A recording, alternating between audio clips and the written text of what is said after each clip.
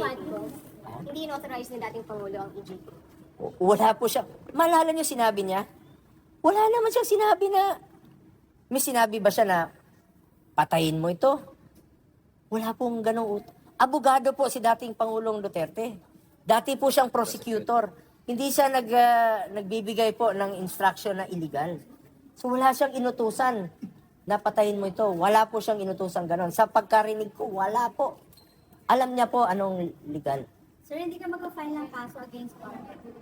Kung kakailanganin po, pinag-aaralan po ng aming legal team. Sa Quadcom, hindi ka ate. Ako naman, kung kailangan, bakit hindi? Gusto natin ng katotohanan. Kaya lang po, meron tayong interparliamentary courtesy. Kaya nga po, pwede kaming mag-hearing din po dito sa Senado kung kakailanganin. Gusto lang natin yung totoo. Gusto kong malaman yung totoo lamang po. The truth. Katotohanan lang. You're open to attending Quadcom, sir? Anytime po. Kung kakailanganin, anytime po. Dahil gusto kong malaman, gusto natin malaman, mga kababayan natin, ang katotohanan. Pero bago ko tapusin ito, gusto ko lang pong sabihin sa ating mga kababayan. Ginawa po ito ni dating Pangulong Duterte. 2016, pinangako niya, sabi niya, susugpuin ko ang illegal na droga. Pero wala siyang sinabi na patayin mo ito, patayin mo yan. Wala siyang sinabing gano'n. Sabi niya, sugpuin ninyo ang illegal na droga.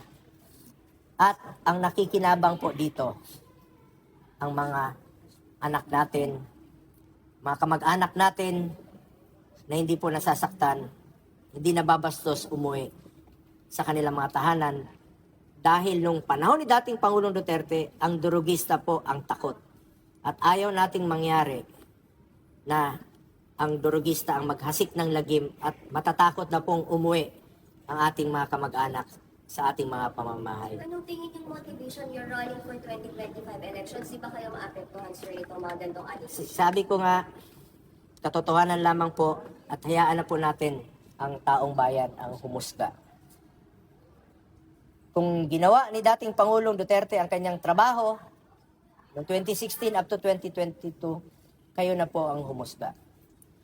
At kung sa tingin nyo rin po, ginawa ko ang aking trabaho at nagserbisyo po ako sa taong bayan, kayo na po ang humusga. Ako naman,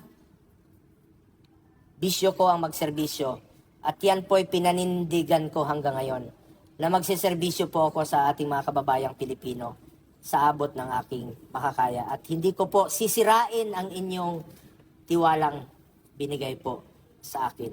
Magseserbisyo po ako sa ating mga kababayang Pilipino. Salamat po. Salamat po. Sir, di ba ilang beses sinabi ni Pangulong Duterte? Malala nyo By my lahat ng SONA 2016 up to 2021, 6 na SONA.